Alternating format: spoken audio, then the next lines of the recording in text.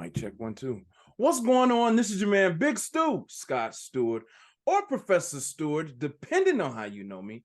And we are back for another episode of Dope People, the Dope People podcast, where we talk to some amazing people in the field of education. And we're going to keep to the same theme that we've always kept to, but we're bringing a couple of different people to the table today to have an amazing conversation about the penal system, the carceral system, prisons, jails, wrongful convictions. We're about to dig in a little bit. And why this is important is because a lot of the stuff that we see or have heard about wrongful convictions actually ties right back here to the streets of Chicago. So I am honored to have two amazing guests on here. I have Mr. Eric Wilkins, the founder of the Broken Wings nonprofit foundation from the South Side of Chicago. And I have the illustrious Miss Amber Ginsburg, who is the author of at least one title, and this is Remaking the Exceptional Tea, Torture, and Reparations, Chicago to Guantanamo Bay. So this is an amazing book that's filled with art and anecdotes and stories and facts about Chicago, Guantanamo Bay, tea, torture, and reparations. So welcome to the show. Welcome to Dope People, to both of you. Let's go ahead and do it what we normally do. I normally start every episode with a round of this or that. This will be an opportunity for the audience to get to know you a little bit. So I'm going to ask the same question of both of you. And Amber, ladies first, we're going to start with you with Nights on the Town or a book at home. Both lovely. I choose dancing over anything. So a night on the town. Yeah. All right. Eric, a night on the town or a good book at home for the evening? The same, night on the town. A night on the town. All right. That sounds good. That sounds good. Deep dish or thin crust? Eric. Depending on who makes it. Hey, I like it. I like that. So tell me, give us your answer then. If it's what, then it's this, and if it's what, then it's that. If it's thin crust, I like. If it's I just say I'll rock with Beggar's pizza. So Beggar's on the thin crust. Yeah, on the thin crust, light cheese though. They lay it on thick, but then on the deep dish, because they be meaty. Some pieces don't have that much meat in it. So I'm a meat eater. The more meat, especially the bigger the sausages are, man, makes it better. Plus they have a good sauce. So you going thin crust Beggars? No, I'm going deep dish Beggars. Oh, deep dish Beggars. Okay, Amber, where thin or deep dish? I am beg to differ. I am going thin crust. Absolutely. Wow. But I'm in it for basically any salad toppings on top. So okay. All right. Like or with salad and I'm happy. All right. Amber, Android or iPhone? Oh, that's easy. I fell hard. I'm gonna go iPhone. I mean, once you get good pictures and that good video, no going back. Eric. I'm gonna go opposite. I'm gonna go Google Pixel. Oh, Android. There we go. Google Pixel, Android. That's a great phone, by the way. That's a great phone. Sox or Cubs? Eric. I play for the Cubs, the wheelchair Cubs, but I'm going Sox all the way. South Side. That's dope. Yeah, we agree. I'm a South Sider. I live on the South Side. It sucks 1,000%. All right. Let's dig in a little bit. When it comes to Chicago public education, unions or non-unions? Amber. Yeah. You know, I come from a union family, and yeah, I would have to go unions. Hmm. Not an not so it's not straightforward. Modern life is complicated, but I'd I'd have to go unions. Okay. Eric, unions or non-unions? Well, I'm also from a union family, but when you come down to CPS, the last couple of years I've been very disappointed in them, and I say I'm going Catholic. Parochial, you're going out of the not even, right? Not even. Even. Wow. Wow. Okay. Okay. This is a tough one. Teachers or principals? Eric, I'm going with you. I rock with the teachers. Amber? Uh, as a teacher, I have to go with the teachers. Okay. Well, let's stick with that. Teachers or parents? Amber? Ooh. Ah. Ooh. Just gonna go with we're talking about education. Oh, wow. I What if I split the difference? I think all parents are teachers. That's a very good answer. Very good answer. I like it. I like it. Eric, teachers or parents? This is tough. I mean, it really depends on the area. I'll say inside the South Side, I'm disappointed in both. You know, I'm disappointed in both of them. A lot of parents don't step up. A lot of teachers don't step up because they won't want to get into it with the parents. So it's like, the whole the whole school system and the way things have been going, it's like shucks. Uh, I say I say shucks. Neither one. Wow. Wow. I wish that was the name of the game, but it's this or that. This or that. You got to pick one. I'm I'll not letting go you with off the hook. I'll go with the I rock with, man. That's like Very me being tough. a parent. I say I rock with, because you got good parents and you got good teachers. It's 50-50. I guess I stand in the middle too. I take I take the medium role, man. I'm with the good teachers that love the students and not just in it for a paycheck.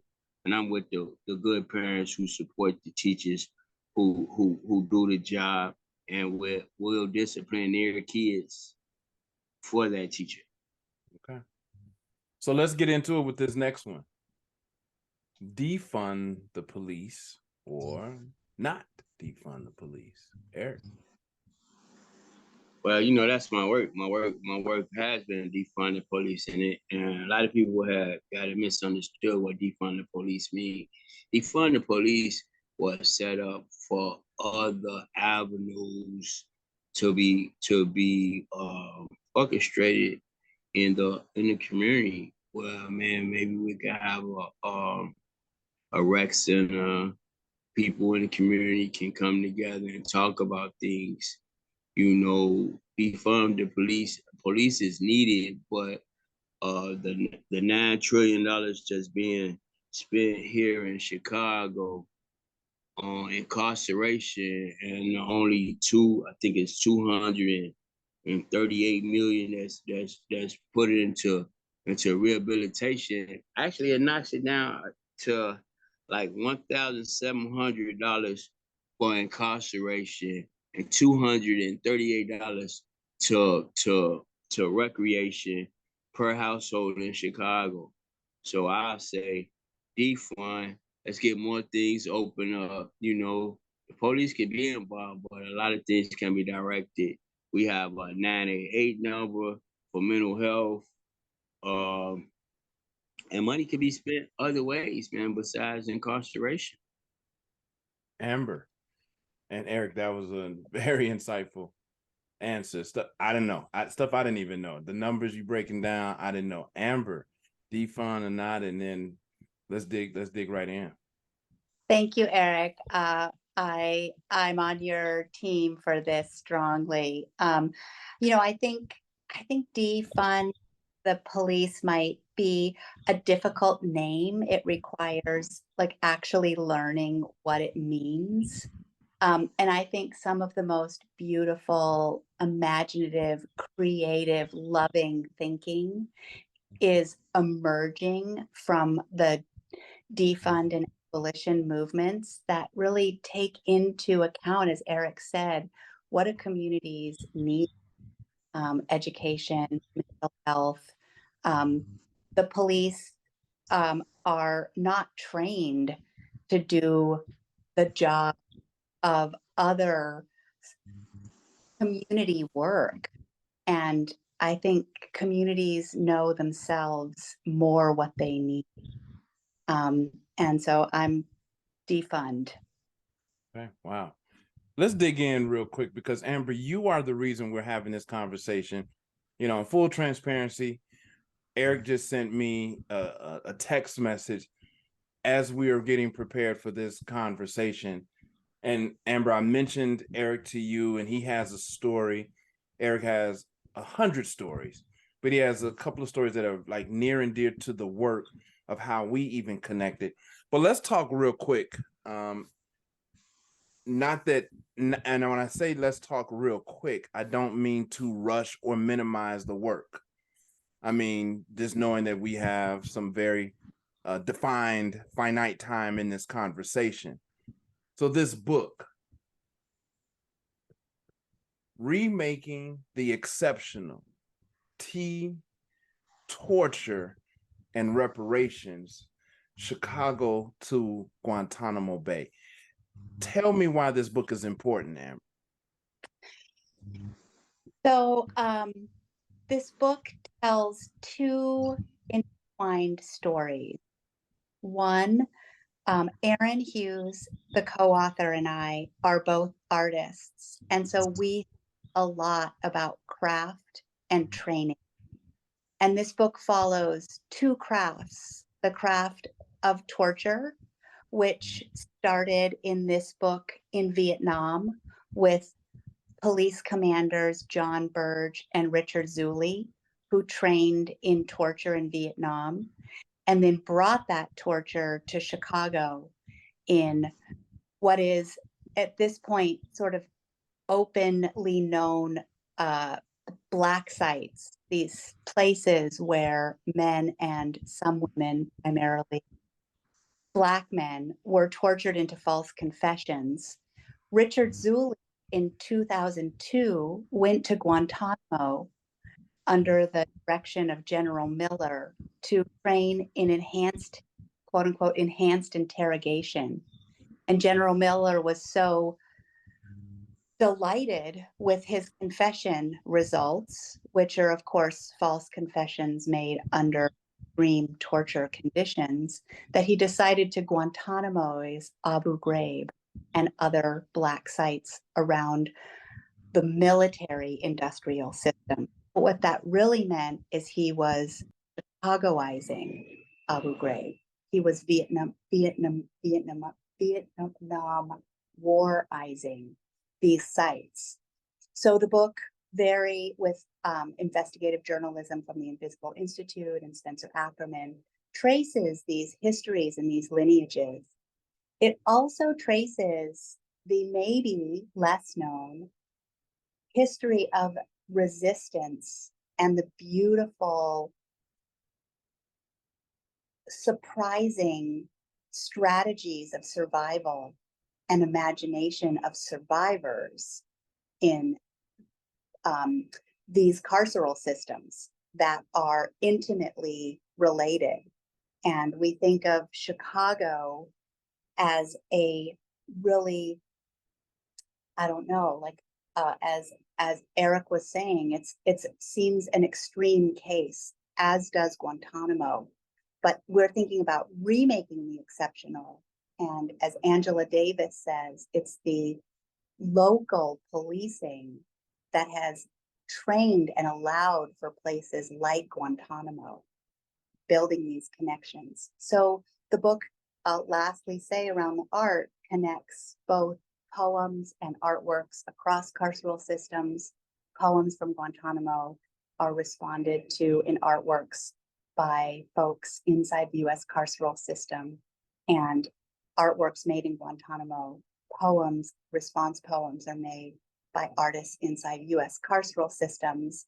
And of course, we have the model of reparations from the Chicago reparations ordinance against John Burge torture survivors, which is, as any craft, this is the first thing of its kind.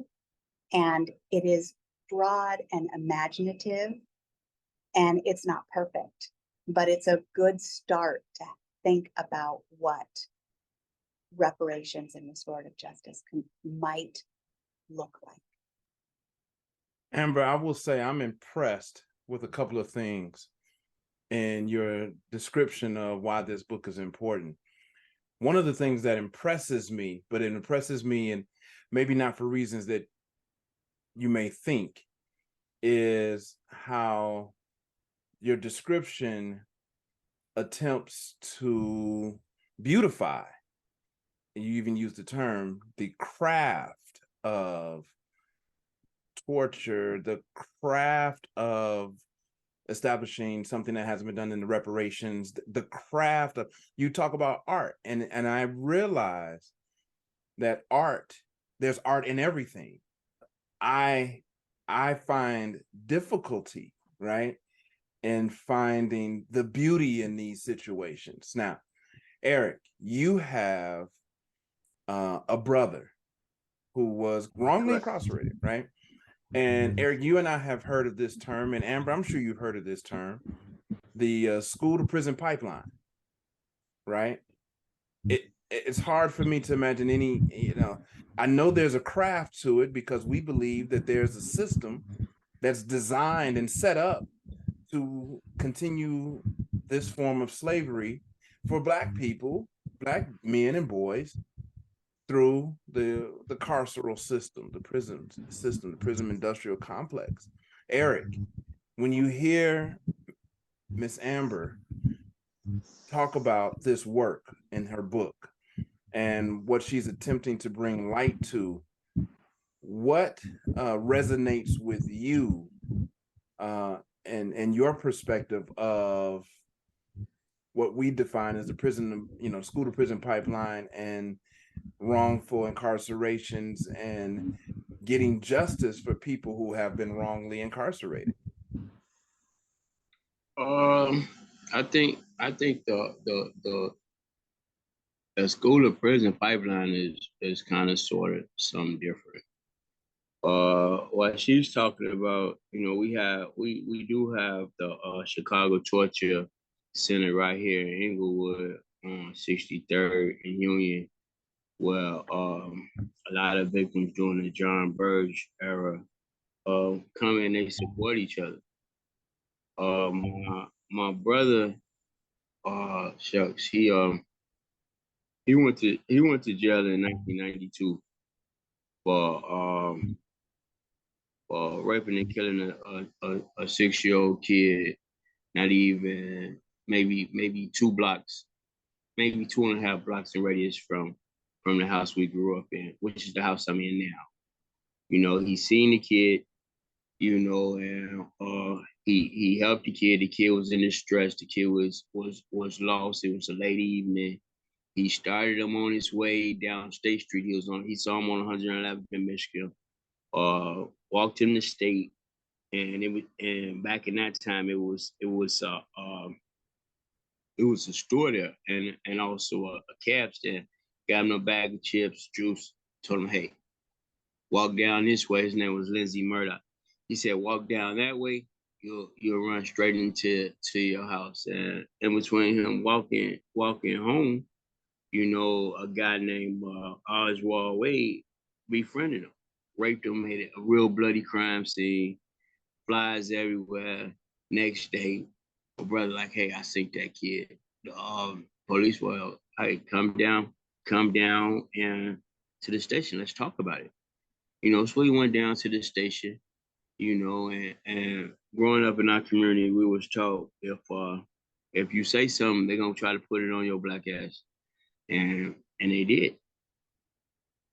You know, at 25 years later, after he went through the different out, my brother was in, all he was really asking was for them to test the DNA evidence by it being a real bloody crime scene. A judge named Kenneth Waters, who's still on the bench in 26 in California, gave my brother a 13-year continuance, meaning 6 months, 4 months before because he was downstate, he never got his day in court.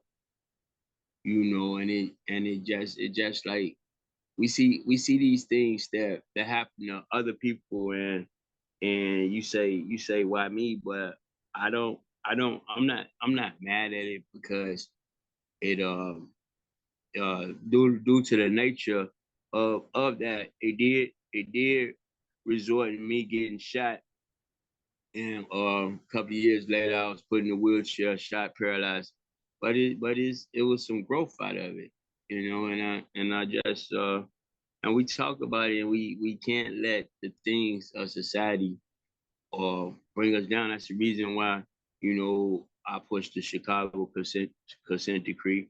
I was one of the planners, you know, and then police accountability, defund the police. That's why I took a stand. I found the purpose, man, to make sure no other family have to go through that, because it was a major embarrassment for our family.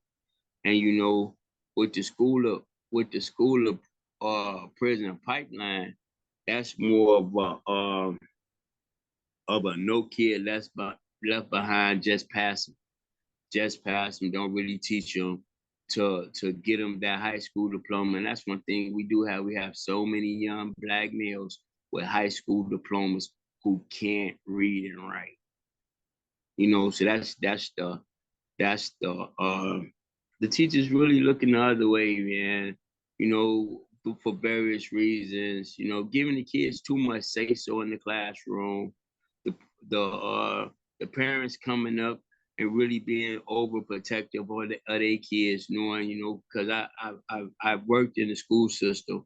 Actually, I helped design safe passage for CPS because of the nature of my brother's case. I designed it for JD and Child. We're working on some more other things, but it's just like, man, we have to be on the same page.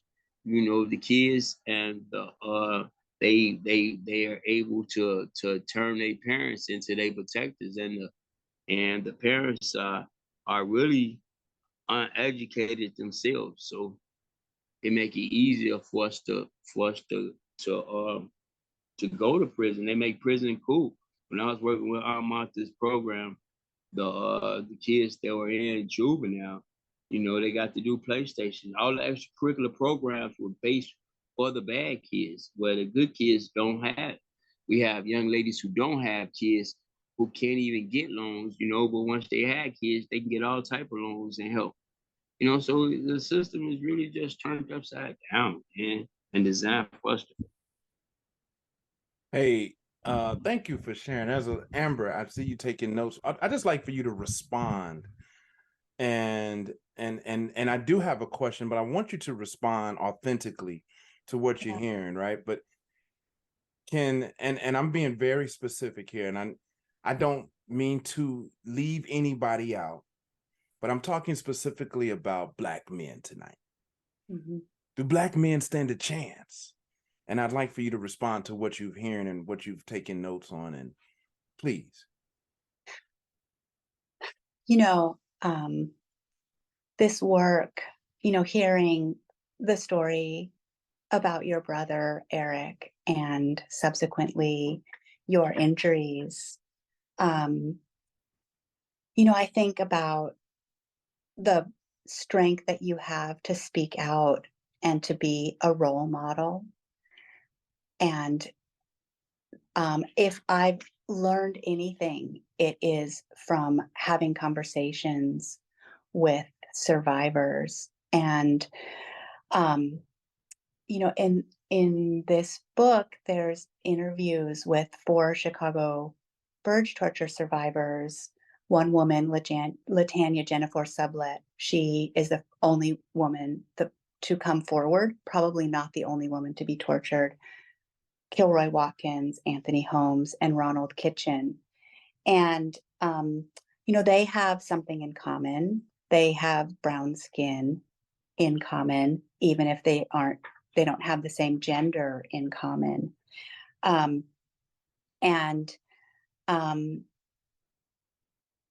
What I learn about their strength to speak out and to push beyond the shame of these experiences, in what Aislinn Pulley writes about in the book Shame and Survival, someone else I really continue to learn from, and she's the co-director of the Chicago Torture Justice Center, is that it is the strength to speak out and to build community, to build the kind of support that you're making, Eric, where there are members to walk children across the street in response to this heartbreaking event that is crushing.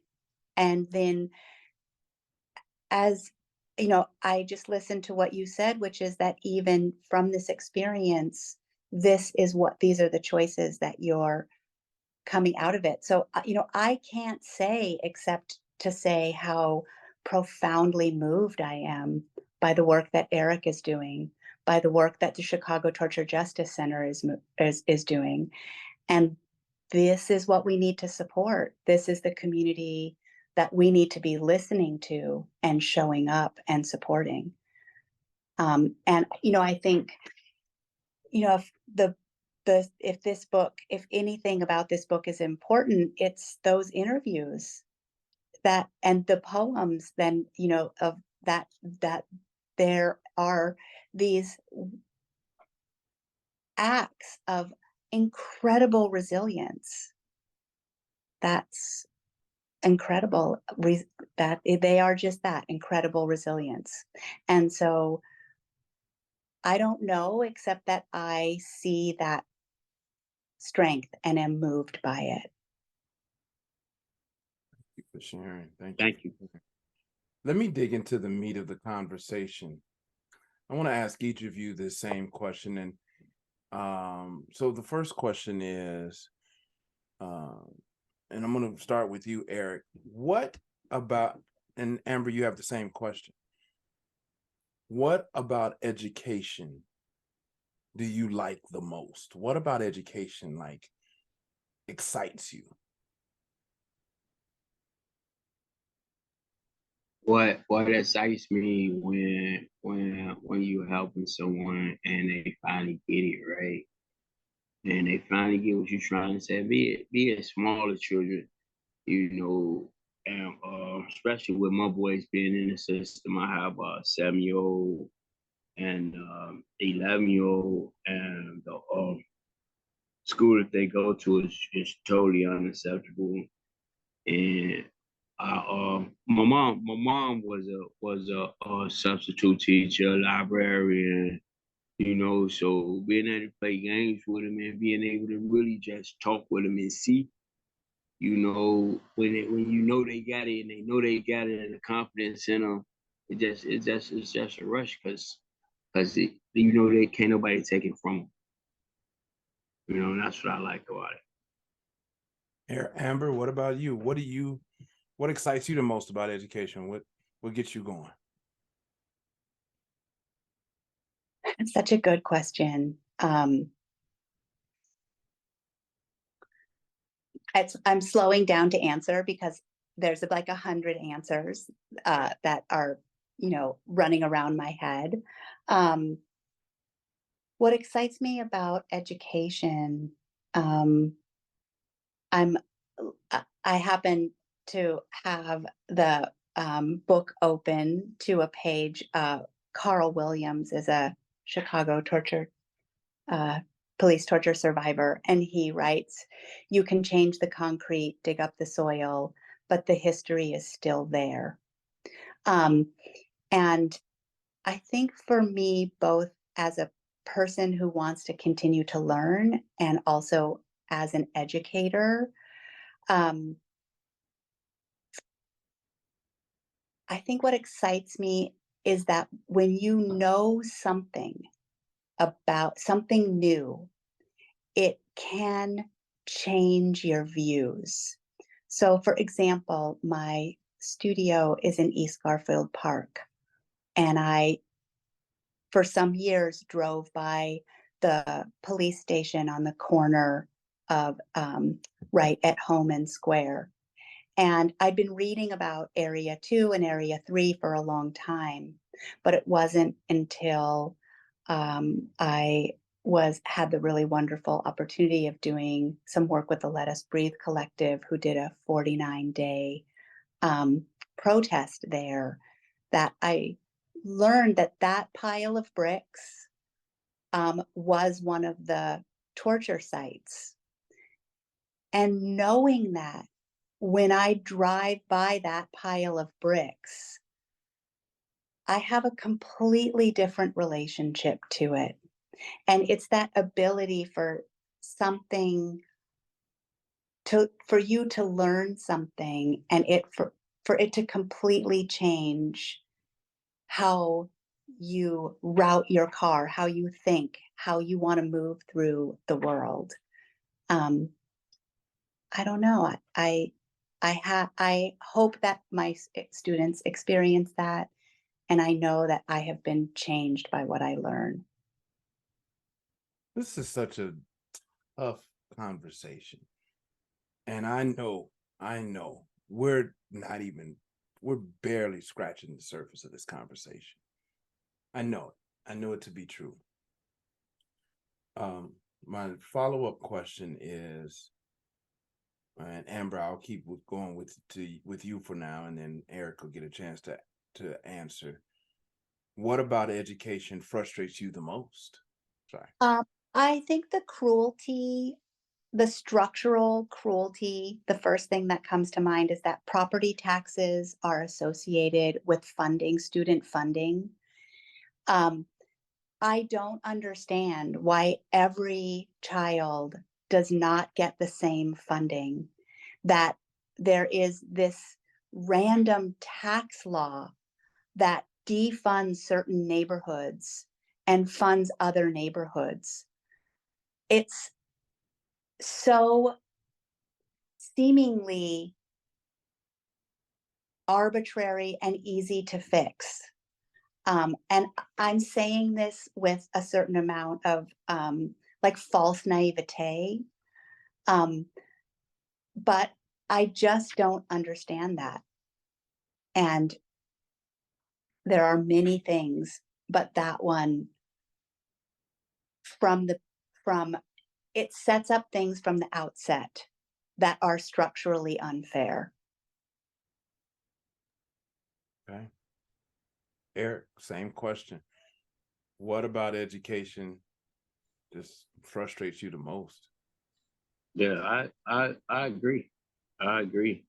You know, it made me think about like before COVID, I want to say maybe about 2014, 2013, we had did a campaign to just give the CPS kids $5,000 vouchers. You know, give them $5,000 vouchers so they can get a laptop, a couple other things to put them in the game. You know, you look at the education where $5,000 really ain't much, but on incarceration, you know, the average inmate that's 14 and 15 bring in none of them are under 100,000. So the average kid is 100,000 plus, but you can't give them $5,000. So it just really showed me like what they really want our kids at. That statement, where they really want our kids at, that's a tough one. That's kind of what I was getting at, Amber, when I asked, does the black man even stand a chance? I want to give you a chance, each of you. I'd love your thoughts on that. Like, Amber, you mentioned the term false naivety, or, you know, and maybe I have some of it as well, right?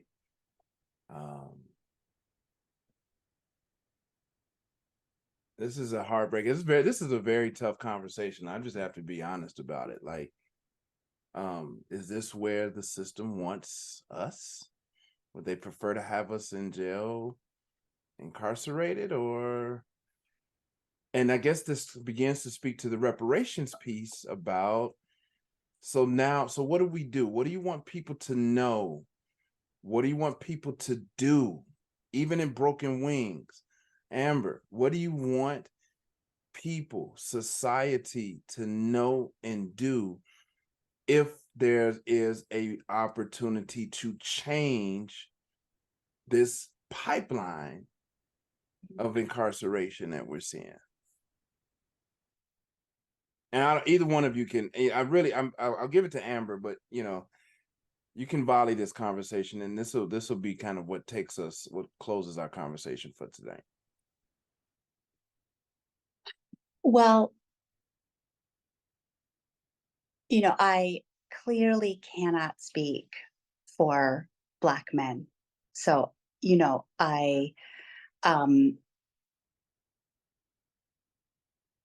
but something comes to mind with these categorizations, and how do we navigate these things together? My collaborator Aaron is a veteran, and he served in the Iraq War. And his connection to this, connecting between military and policing, is a clear story from his disappointment with his deployment and the radicalization that gave him. And what term are the rest of us left with, whose all of our taxes go radically disproportionately to prisons and not to education, as Eric has so clearly stated? Civilian, or sort of citizen, puts us in a position of somehow under needing protection or for something from the very sort of systems that I don't believe in. And so, I don't really want to think of myself as a civilian per se. I want another word that incorporates the moral position of sitting, knowing my participation in systems I don't believe in. And I haven't found that term in our 10 years working together. And the question that you're asking feels like that same kind of deep sort of frustration and disappointment in not knowing precisely that easy way to connect. So I don't know that there's an easy way to connect. The only thing that I can sort of say is I think there's two kinds of energy. You can spend a lot of energy avoiding noticing what is around you, or you can spend the energy of, you're right, these are difficult conversations. And I think training into being able to finding the space to find the difficult conversations, to give more energy than ignoring and not looking. And that is absolutely not an answer to your question. And no, I don't, and because I don't have one. Yeah. No, I think that was, I would give you a little bit more credit than that. I think you are answering the question. I get that we don't have the answer. This is a conversation. Eric, what do you want people to do? We just commented on the, in my naivety, I'm trying to find, I can't believe that they would just take these rims down, right? Like, we just had this conversation in the last 24 hours. Like, what do you want the people to do in support of your work at Broken Wings and the other long list of work that you do, what do you want to see happen? What do you need? What do you want people to do? I mean, we have to take a stand. You know, with incarceration, you know, they're building generational wealth. In like 2013, or like 2012, 2013, we went after the video games, Call of Duty, Grand Theft Auto. It made it to the Supreme Court. They're not being held accountable for any of this. You know, they show you how to steal a car. They show you how to, you know, after you get through playing it for years, it get old. So you take it to the streets. How long you wanna play that game? I mean, these prisons are privatized. Everybody got their money in it, so they build a generational off our back. You know, and I think that's something that we really have to educate on. We went out to Clear Channel. Clear Channel owns all the airwaves. In 1994, between 94 and 96, the East Coast got together, did self-destruction. The West Coast got together and did same gang, messed their money up. Said never again. You guys cannot be talking positivity. Even though we had NWA and Too Short, we also had BDP. You know, they took the balance out to music. They took the balance out to TV. You know, the 2017, the Mafia 3 was the most selling video game. The first time they used the Black Mafia. And on one of them boys, you got to get in the swimming pool and have sex with another man. You know, so it's all these things that stacked up against us, you know, for us to lose. And it's the number one selling video game. How many people brought that game for their kids to just let them, how many times you mess up, hitting dude, and you got to start over? You know, it's just all this thing. It's by design. It's definitely by design. You know, and what I try to do, I just try to get the number. I try to get the numbers. I try to change the narratives on a lot of things. We passed a Senate bill in 2019, Senate Bill 1965, which allowed fellas to go back into the medical field. And we want to take away the excuse from us, but hold ourselves accountable too for some of the actions that we do. You know, and I just want to lead by example.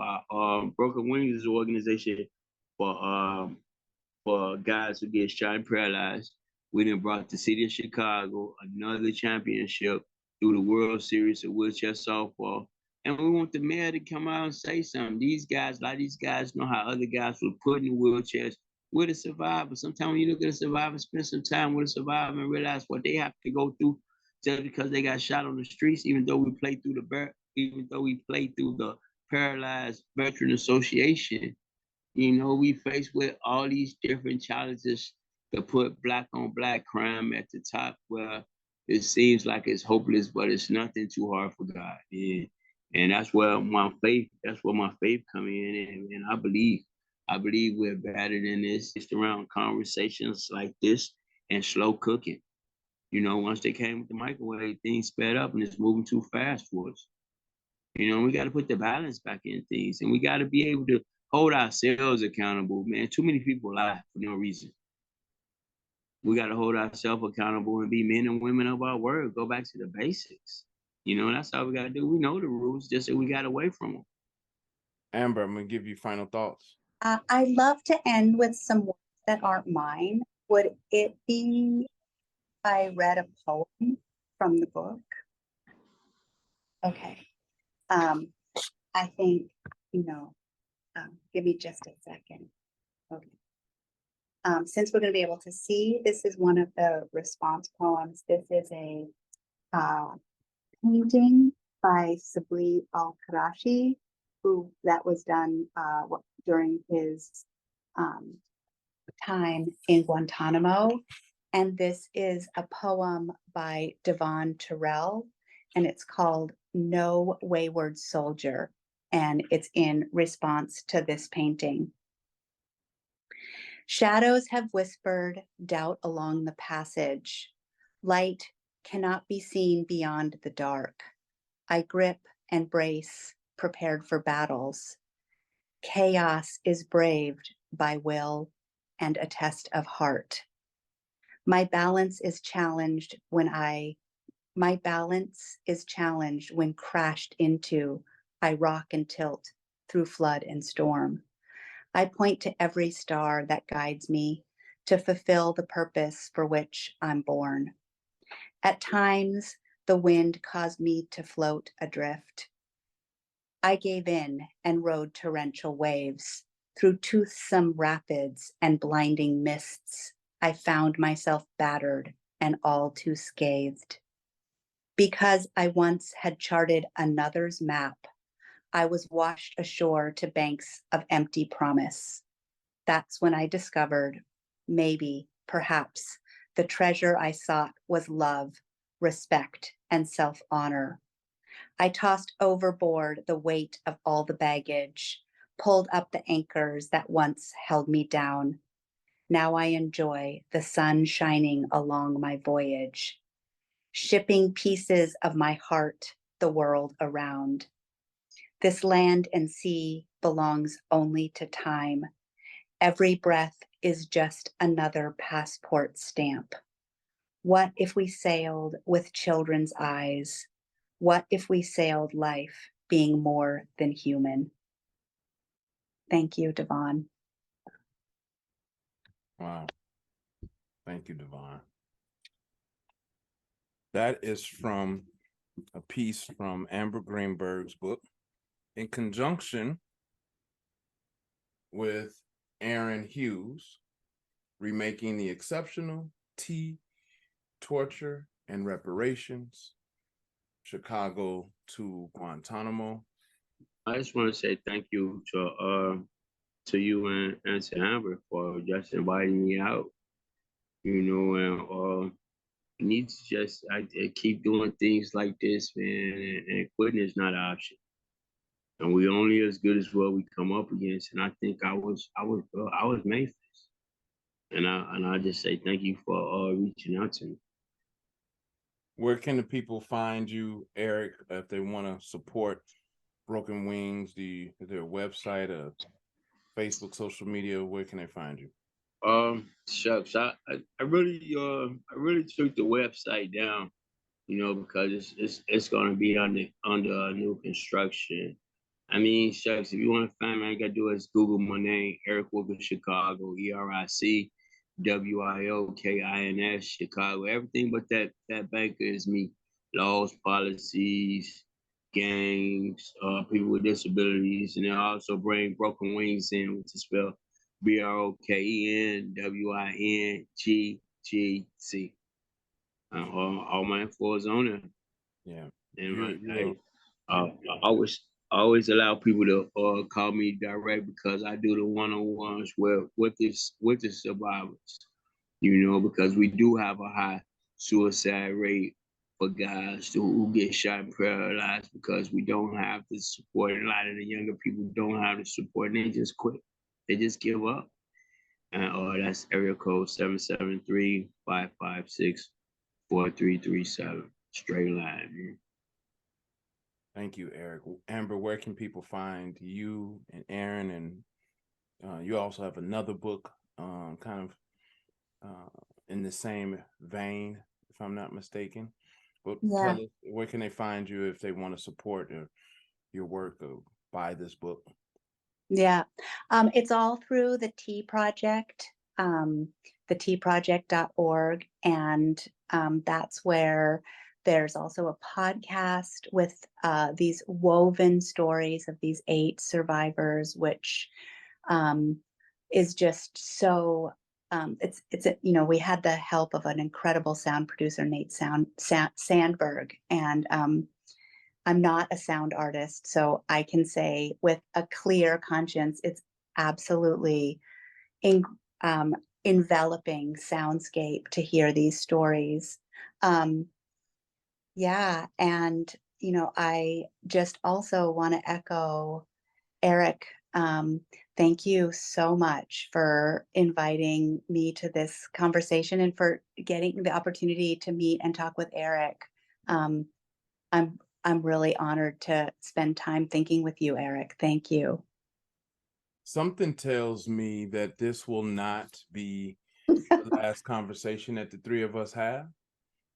Eric and I have been in communication. It feels like it's been over 10 years for sure.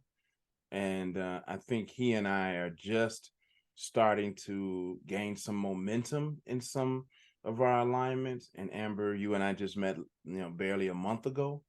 So something tells me that this is clearly not the last conversation that we'll have. It's just amazing to me to think about where we will end up as a result of our connection. So I want to thank all of our listeners for joining in Dope People Podcast. Another one is in the can, another dope episode. Eric Wilkins, Broken Wings, Amber Ginsburg, thetproject.org. Thank you all for chiming in. You already know what it is. Until next time, peace.